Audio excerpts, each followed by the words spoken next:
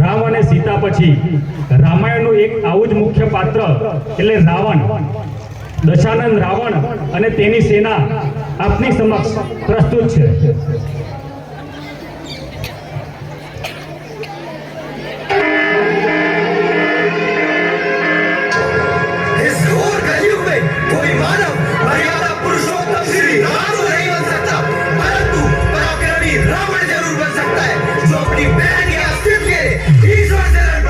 बुलाते लोग प्यार से दशानंद मुझे नाम से, बुलाते लोग प्यार से दशानंद मुझे नाम से। रावण रावण हूँ मैं, दशानंद रावण हूँ मैं, रावण रावण हूँ मैं, दशानंद रावण हूँ मैं। सरी देव दास मेरा, दशानंद रावण हूँ मैं। काल कुएं का लंका मेरा, दशानंद रावण हूँ मैं।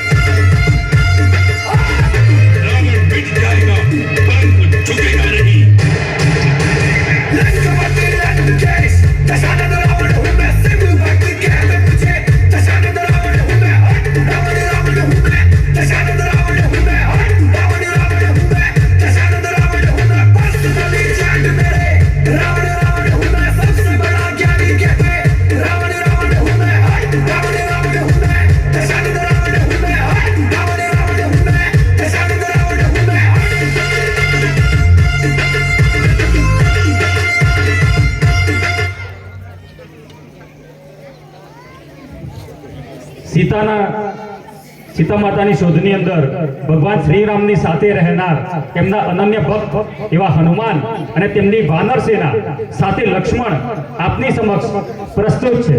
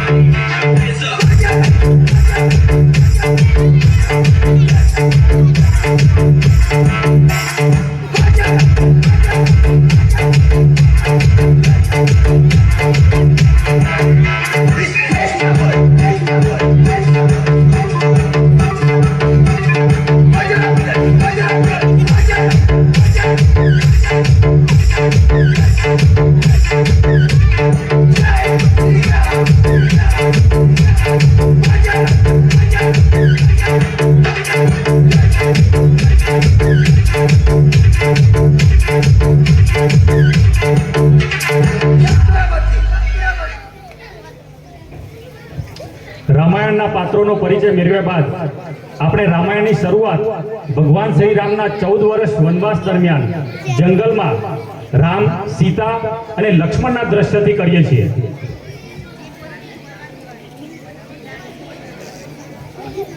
તો રામ, સીતા અને લક્ષ્મણ વનની અંદર ઝૂંપડી બાંધીને રહે છે. એવામાં ત્યાં એક સોનાનું મૃગ એટલે કે સોનાનું હરણ ત્યાં આવે છે, જેને જોઈને સીતા માતા આ હરણને પામવા માટે શ્રી રામને વિનંતી કરે છે. પણ શ્રી રામ સમજાવે છે કે આ હરણનો શિકાર કરી શકાય એમ નથી, કે આ હરણને પામી શકાય એમ નથી. છતાં સીતા માતાની જીદને વશ થઈને શ્રી રામ આ હરણનો શિકાર કરવા માટે જાય છે. શ્રી રામ જંગલની અંદર આ હરણનો શિકાર કરે છે અને આ સોનાનું મૃગ મરતી વખતે બૂમ પાડે છે, લક્ષ્મણ! આ પ્રમાણે લક્ષ્મણ નામની બૂમ સાંભળીને સીતા માતા ચિંતિત થાય છે અને લક્ષ્મણને રામની શોધ કરવા માટે મોકલે છે. લક્ષ્મણ પોતાના મંત્ર શક્તિથી એક લક્ષ્મણ રેખા દોરી માતા સીતાને તે લક્ષ્મણ રેખા ન ઓળંગવાની સૂચના આપીને ભાઈ રામની શોધ કરવા માટે જાય છે. બીજી બાજુ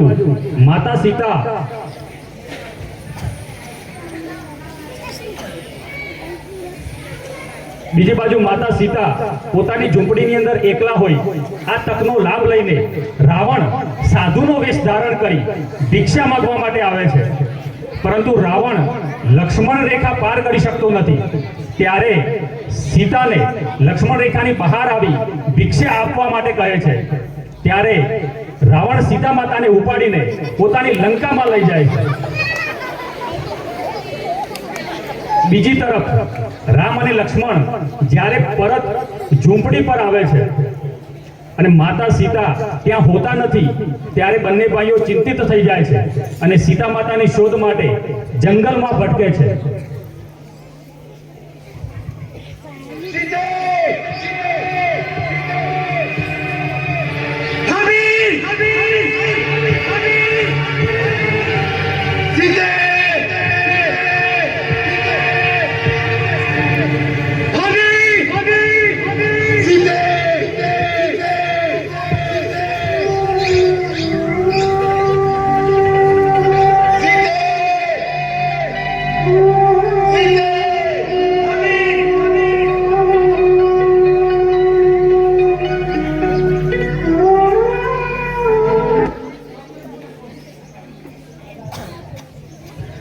જંગલમાં સીતા માતાની શોધ વખતે શ્રી રામનો ભેટો એમના અનન્ય ભક્ત એવા હનુમાન સાથે થાય છે.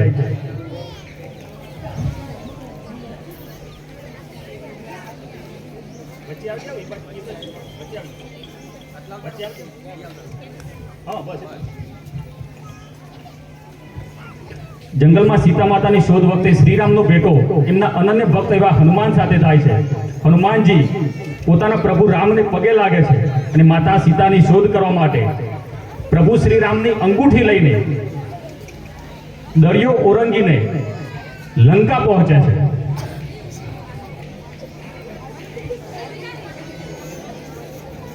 લંકા પહોંચી સીતા માતાને શ્રી રામનો સંદેશો આપે છે. સીતા માતા પણ પોતાનું કડું આપીને હનુમાન દ્વારા પોતાનો સંદેશો શ્રી રામ સુધી પહોંચાડે છે. હવે શ્રી રામ સેતુબંધથી દરિયો ઓરંગીને લંકા સુધી પહોંચે છે. લંકા પહોંચીને શ્રી રામ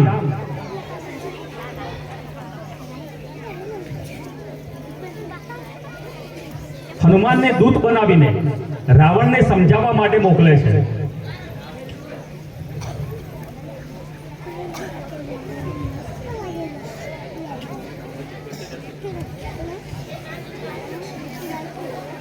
હનુમાન રાવણને અહંકાર છોડીને માતા સીતાને સોંપી દેવા માટે વિનંતી કરે છે, પણ રાવણ કહે છે, रावण का अमर पद अक्षय था, अक्षय है और अक्षय रहेगा। राम यदि न रहे तो आज मेरे हाथों मारा जाएगा, और यदि भगवान है तो रावण का वध करने में उसकी जितनी ख्याति होगी उतनी ही ख्याति युग युगांतर तक रावण की भी होगी।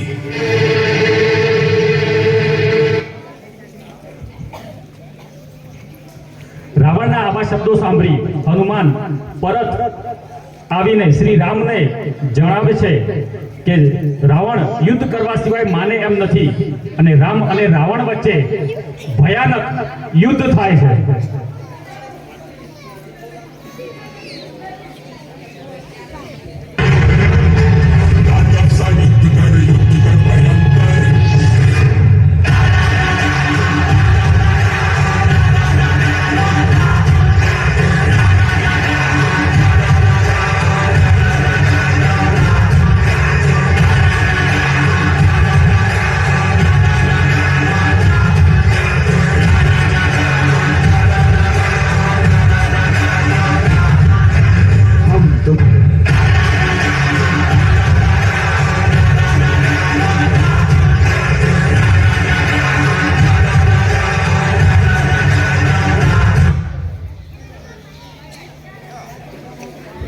યુદ્ધની અંદર અહંકારી રાવણ પ્રભુ શ્રીરામના હાથે મૃત્યુ પામે છે. આ પ્રમાણે ધર્મનો અધર્મ પર, સત્યનો અસત્ય પર અને પ્રકાશનો અંધકાર પર વિજય થાય છે અને શ્રીરામ પરત અયોધ્યા આવે છે. हमारी संस्कृति, हमारे संस्कार सदा रहे